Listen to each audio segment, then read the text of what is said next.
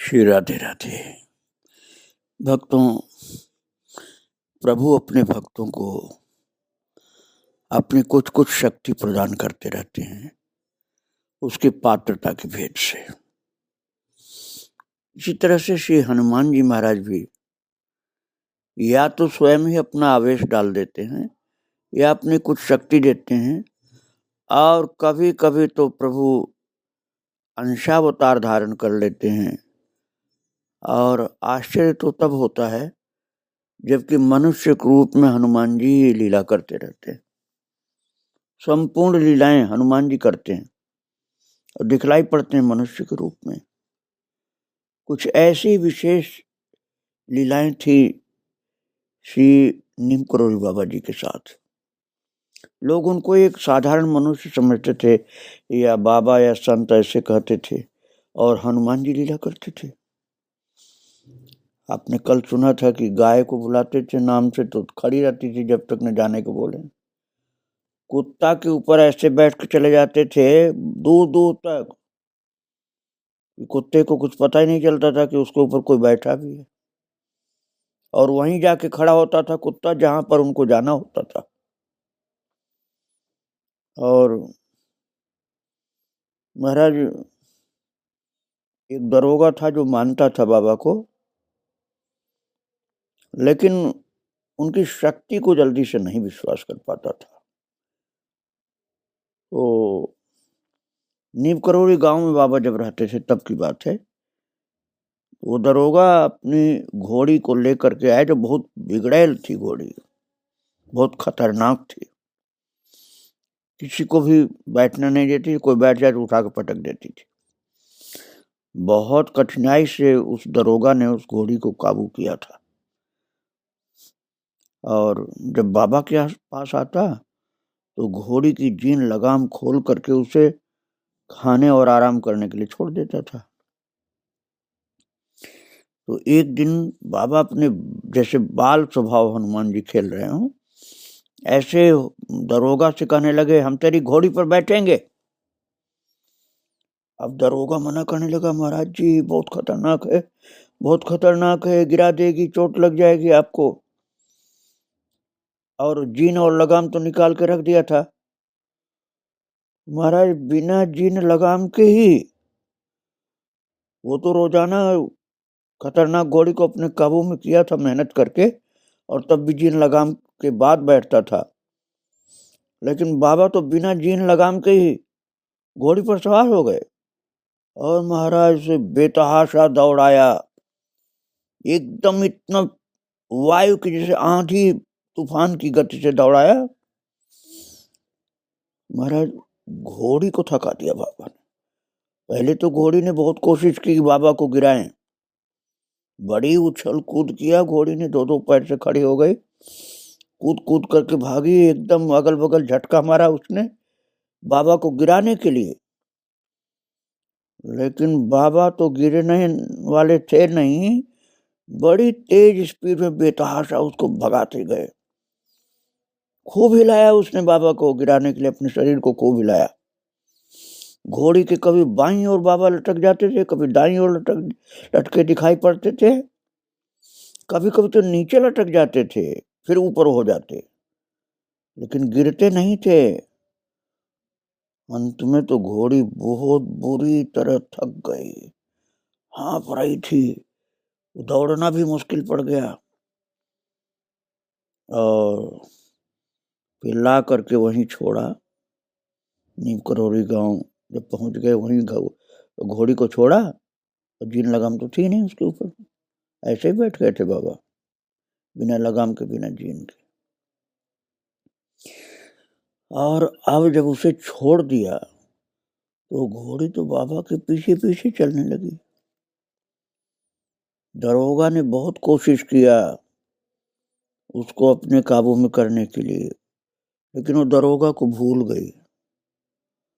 घोड़ी दरोगा को भूल गई, बाबा के पीछे चलती। दरोगा कितना कोशिश करता था तो उसको लात मारती थी, उसकी ओर तो जाती नहीं थी। दरोगा इतना दुखी हुआ कि उसकी घोड़ी बिगड़ गई, बेकार हो गई। अब उसके प्रति उसका अपनत्व, दरोगा के प्रति अपनत्व तो ही नहीं रहा। और वो तो हो गई जैसे बाबा की घोड़ी, और दरोगा को अनजान समझने लगी। और वही दरोगा पहले कह रहा था कि बाबा आप घोड़ी को छूना नहीं, पटक देगी, मार देगी, बहुत खतरनाक है। अब वो बाबा के लिए तो हो गई परिचित पालतू, और दरोगा के लिए अपरिचित पालतू नहीं रहे वो। ये सभी जीव जंतुओं के ऊपर बाबा अपना प्रभाव दिखा देते थे। कैसा भी जीव जंतु हो, खतरनाक से खतरनाक, असमर्थ से असमर्थ। और हनुमान जी के जो मंदिर होते थे, उनके साथ, हनुमान जी के साथ बाबा लीला किया करते थे। नीम करोड़ी गांव में वाली बात मैंने आपको सुनाया था पहले, कि पता नहीं क्या उनको हुआ था कि एक हनुमान जी को धक्का मुक्की कर दी थी। तो तमाम भोजन ले लेकर के लोग आते रहे, भंडारा होने लगा। उस समय बाबा को कई दिन खाने को नहीं मिला था, वो मैं पहले आपको सुना चुका हूँ। और बद्रीनाथ के बाबा श्री राम, जिनकी आयु उस समय 86 वर्ष की थी, जब की बात मैं बता रहा हूँ, वो भक्तजनों सहित मानसरोवर और कैलाश की परिक्रमा करके 1985 में कैंची आश्रम आए थे। नीम करोड़ी बाबा की बात नहीं बता रहा हूँ, बद्रीनाथ वाले बाबा श्री राम की बात बता रहा हूँ आपको। तो महाराज नीम करोड़ी जी को बहुत मानते थे। तो वो बता रहे थे कि मैंने नीम करोड़ी बाबा को संकट मोचन मंदिर बनारस में हनुमान जी के श्री विग्रह से ऐसे वार्ता करते देखा जैसे दो दोस्त बात कर रहे हो। बिल्कुल उनके मुंह के पास खड़े होकर के इतने प्यार से बात कर रहे थे जैसे दो भाई या दो दोस्त बात कर रहे हो। ऐसे हनुमान जी के मंदिर में जाते थे तो हनुमान जी से ऐसे बात करते थे। और प्रयाग में संगम पर स्थित हनुमान मंदिर में जो लेटे हुए हनुमान जी हैं ना, वहाँ तो अधिकतर जाया ही करते थे और वहाँ खूब बात करते थे। और रामबाग के हनुमान मंदिर में भी जाते थे, उनको कंट्रोलर जनरल कहा करते थे। रामबाग में हनुमान जी का मंदिर ऊपर की मंजिल में था। तो एक दिन उस मंदिर में महाराज जी के साथ श्री माता एक थी तपस्विनी, वो भी गई थी। तो बूढ़ी माई थी, तो उनको बहुत मुश्किल से ऊपर चढ़ना, बहुत मुश्किल हो गया चढ़ना, बहुत मुश्किल से गई तब दर्शन कर पाए। तो बाबा को दया आ गई। नीम करोड़ी बाबा ने कहा, मंदिर के व्यवस्थापक और पुजारी बाबा को जानते थे। तो बाबा ने उन प्रबंधकों से जो उस समय उनके पास ही खड़े थे कहा, हनुमान जी नीचे क्यों नहीं आ जाते? माइयों को ऊपर जाने में कठिनाई होती है, इतनी बूढ़ी माइयां ऊपर कैसे जाएंगी दर्शन करने? हनुमान जी को बोलो नीचे आ जाए। तो उत्तर में उन लोगों ने निवेदन किया कि महाराज, विग्रह की स्थापना तो ऊपर की गई, अब इसका कोई उपचार नहीं किया जा सकता, अब नीचे वो कैसे आएंगे? बाबा को जो कहना था वो तो कह के चल दिए। और प्रबंधक लोग बोले ये तो असंभव बात है, ये कैसे हो जाएगा? लेकिन भगवान और भक्त के बीच में तो जो होता है वो तो वही जानते हैं। बाबा की इच्छा तो प्रबल हो गई थी कि हनुमान जी को नीचे आना चाहिए। तो भक्तों, थोड़े दिन की बात है, भीषण वर्षा हुई और उस पुराने मंदिर का केवल पिछला भाग ही, जहाँ श्री हनुमान जी श्री विग्रह के रूप में ऊपर थे, वो सीधा नीचे गिरा। शेष मंदिर वैसे कैसे खड़ा रहा, नहीं हिला डुला, न गिरा, न फटा, न टूटा। और मंदिर जो हनुमान जी जिस पर विराजमान थे, बस वो सीधा जमीन पर वही आया।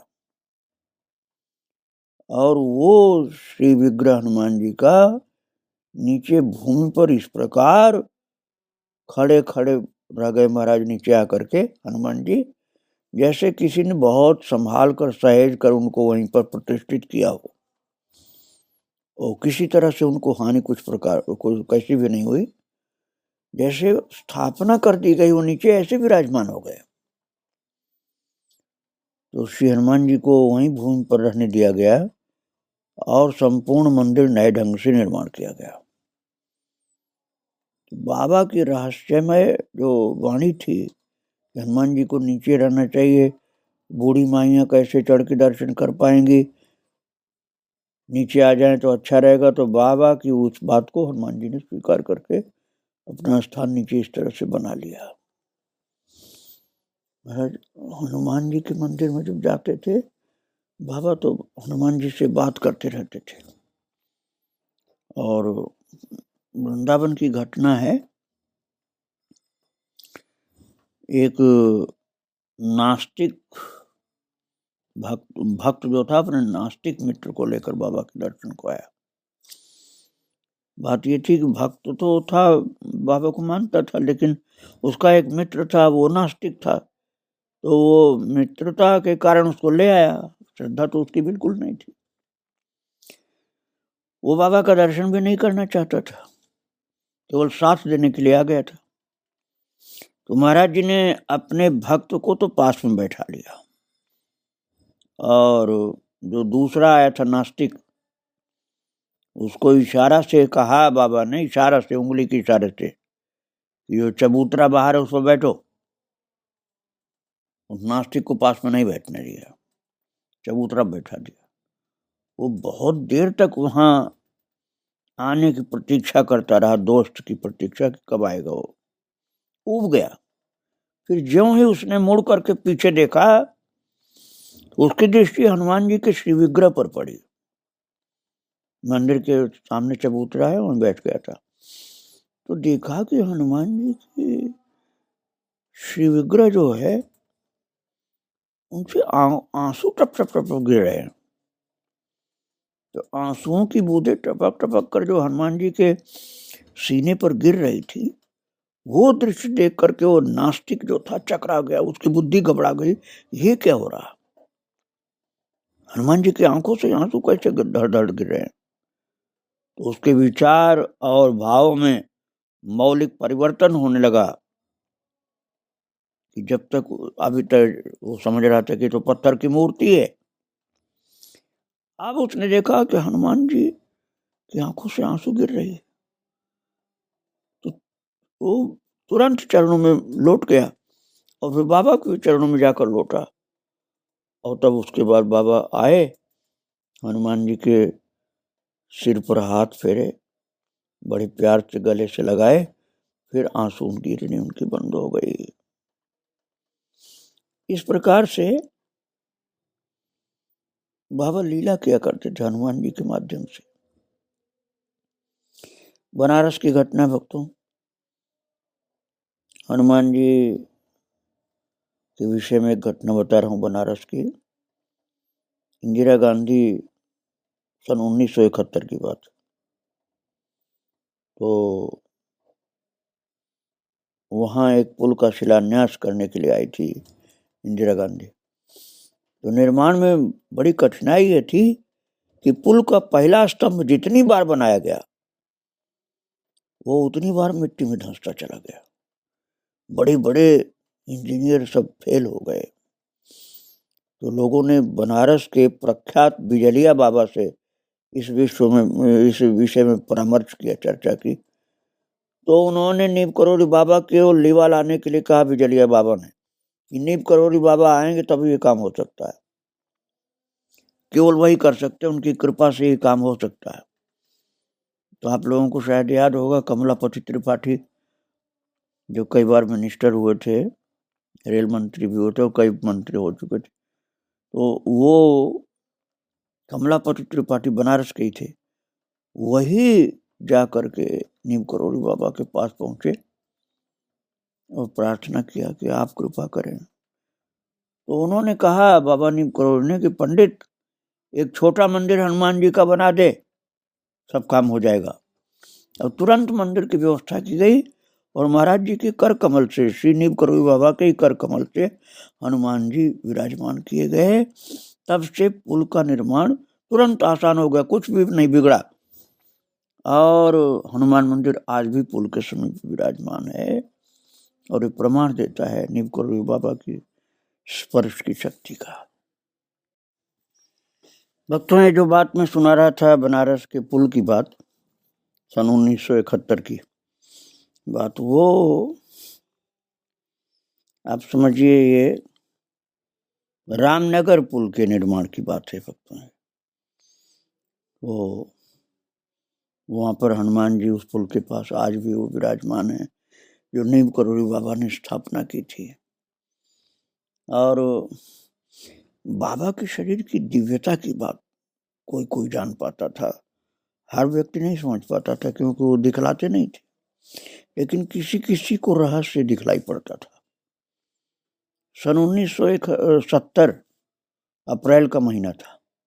वृंदावन आश्रम में लोग हनुमान जयंती के उपलक्ष्य में एकत्रित हुए थे भक्त लोग। बाबा के अलीगढ़ के एक भक्त थे होत्रीदत्त शर्मा, वो महाराज जी का दर्शन करने के लिए आते रहते थे। तो फिरोजाबाद के एक राधेश्याम सर्राफ की बात वो बताए, वो जल्दी से सबको समझ में नहीं आया, ऐसी बात थी। महाराज जी कमरे के बाहर चल दिए और उन्होंने कहा कि साथ चल मेरे। तो बाबा के आसन के लिए कंबल अपने हाथ में लेकर और उनके पास पहुंचे। उन्होंने दाहिना हाथ अपने हाथ से पकड़ लिया और वे हाथी वाले बाबा के आश्रम की ओर बढ़े। हाथी वाले बाबा का आश्रम है वृंदावन में है भक्तों, मेरे निकट में ही है। तो आगे चल करके वे आश्रम के उत्तरी भाग से पीछे की ओर खेतों में चलने लगे। तो वो शर्मा जी जिनको साथ में ले गए थे, वो कहते हैं कि अरहर के ठूठों और झाड़ झंखार से भरी बीहड़ कंटक पूर्ण भूमि को देख करके वो घबराए कि बाबा यहाँ कहाँ ले जा रहे हैं मुझको। बाबा इनकी परवाह किए बिना एक निरपेक्ष पथिक की भांति अपना मुंह ऊपर उठाए, देखते ही नहीं थे कि कहीं पैर में ठोकर न लगे। मुंह ऊपर उठाए हुए बाबा सहजगत से करील और गोखरू से भरे उस खेत में चलते रहे। हमारा जो शर्मा जी जो साथ में थे वो तो दोनों हाथ उनके घिरे हुए थे और पैर बाबा के साथ चलने से गोखरू से बिध करके लूलुहान हो गया। और जब पैर उठाना कठिन हो गया तो हाथ को झटका देते हुए बोले बाबा बोले चलता क्यों नहीं, रुक क्यों रहा है। तो अपना कष्ट बताया कि महाराज मेरे पैरों में बहुत कांटे लग रहे हैं। बाबा ने कहा तो तेरे कांटे क्यों लगे, मेरे तो नहीं लगे। जबकि बाबा ऊपर देखते चल रहे थे, जमीन देख ही नहीं रहे थे। तो बाबा ने कहा हमारे लिए भी तो यही भूमि है जिस भूमि पर तू चल रहा है। अब क्या बोलते हो व्यक्ति जो शर्मा जी नाम से जो आए थे साथ में, वो क्या बोलते, उनके लिए तो कुछ कहते नहीं बन रहा था। फिर बाबा को दया उमड़ी, बाबा बोले अच्छा मैं रुक रहा हूँ, कांटे निकाल जल्दी से, अपने कांटे निकाल पैर में से। तो वो व्यक्ति रुक करके कांटे फटाफट निकालना शुरू किया और कांटों के निकलने पर जलन शांत हुई। बाबा ने फिर उनका हाथ पकड़ा शर्मा जी का और कहे कि अब की बार और भी अधिक कांटों वाली भूमि की ओर महाराज चल पड़े। बोले अब चल मेरे साथ। और वो बताया कि दोनों पैर उनके गोखरू से भर गए और चलना बिल्कुल असंभव हो गया।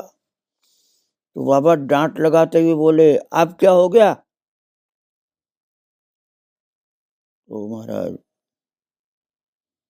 बाबा ने कहा तेरे पैर में तो बहुत कांटे लग गए, मेरे पैर में क्यों नहीं लगते हैं। तो इस पर अपने मन को कमजोरी स्पष्ट रूप से व्यक्त करते हुए कहा उस व्यक्ति ने, बाबा ये मेरी भूल थी कि मैं श्री चरणों की अलौकिकता पर विश्वास नहीं कर पाया था, इसीलिए आपने शिक्षा दिया मुझको। मैं अपने पैर जैसा ही आपको पैर मानता था, इसीलिए आपने मुझे ज्ञान दिया है। एक संत ने बताया था बाबा की महिमा बताते हुए कि मैंने देखा है, और कोई देख पाओ चाहे नहीं देख पाओ, कि बाबा के चरण जो पृथ्वी से 4 अंगुल ऊपर चलते हैं, और उसकी बात पर विश्वास किया नहीं जा सकता था, लेकिन उसने कहा मैंने अपनी आंखों से देखा है। तो जो विश्वसनीय भक्त थे उन लोगों ने मान लिया कि बाबा, इसीलिए ऊपर आकाश में देखते हुए कांटों के बीच में भी चलते रहते हैं। बाबा सदा नंगे पैर चलते थे, कोई जूता चप्पल पहनते ही नहीं थे वो तो। फिर भी नीम करोड़ी बाबा के तलवे चरण तल एकदम कोमल स्वच्छ बने रहते थे। तब साधु की बात लोगों ने माना, जो कह रहा था कि 4 अंगुल ऊपर चलते हैं बाबा, क्योंकि किसी के भी साफ बिछौने में बिना पैर धोए बैठ जाते थे बाबा, और उसकी स्वच्छता में कोई अंतर नहीं पड़ता था, न कहीं धूल मिट्टी लगती थी न गंदा होता था। तो लोग सोचते थे कि बाबा के चरण की धूल बिस्तर पर तो कहीं दिखती नहीं, और ये ऐसे बैठ जाते हैं। तब उस संत की बात लोगों ने मान ली कि धरती से 4 अंगुल ऊपर चलते हैं इनके चरण, और दिखलाई नहीं पड़ते सबको, जिसको वो दिखाना चाहते हैं वही देख पाता है। कितनी बार ऐसी घटनाएं बाबा के जीवन में लोग देखते थे कि बुद्धि के परे बात होती थी। बिल्कुल कंबल झाड़ते हुए चले जा रहे हैं, और कोई भूखा मिल गया तो कंबल से ही पूरी गिरने लग गई, दे देने लगे, जितना खाओ उतने कंबल से पूरी निकल रही, जबकि कंबल में पूरी लेकर नहीं आए थे। ऐसे कहीं कागज में पूरी दे दिया, अब वो इतनी पूरी दे दिया। ये सब भक्तों के साथ घटी घटना मैं आपको बता रहा हूँ कि उसके घर के लोग खाते रहे, कागज से निकाल के, पूरी समाप्त नहीं होती थी। और गरीब लोगों के साथ तो बाबा की कृपा की वर्षा होती थी। एक गरीब महिला थी, वो मेरठ से नैनीताल गई थी, और उसके पर्स में केवल 5 रुपए थे। बाबा को सब पता रहता था। बाबा ने कहा तुझे कुछ पैसे की जरूरत हो तो मांग ले मुझसे। अब वो बड़ी शर्माई कि मैं बाबा से पैसा कैसे मांगू। अब कुल 5 रुपए थे, उसने सोचा कि किसी तरह से मैं घर पहुंच जाऊंगी। और जब घर पहुंच करके उसने खोला अपना पर्स, तो 100-100 रुपए के 10 नोट मिले। तो आंखों से उसके आंसू गिरने लगी कि मेरा पर्स तो खाली था, बाबा ने 1000 रुपये मुझको दे दिया, और बिना हाथ में लिए ही दे दिया। ऐसे गरीबों के ऊपर कृपा की वर्षा कर देते थे बाबा, और अनंत ऐसी घटनाएं हैं भक्तों। और एक जगह नहीं, जहां जहां नीव करोड़ी बाबा रहे हर जगह ऐसा चमत्कार होता था। श्री वृंदावन धाम में परिक्रमा मार्ग में ही नीव करोड़ी बाबा आश्रम है, अटल्ला चुंगी के निकट में ही है, गोरेदाव जी आश्रम के बिल्कुल पास में, बहुत प्रसिद्ध है। बाबा की समाधि भी यही है। ये वृंदावन परिक्रमा मार्ग पर जो महाराज जी का आश्रम है, उसके पास में एक स्वामी मोहनानंद जी रहते थे उस समय।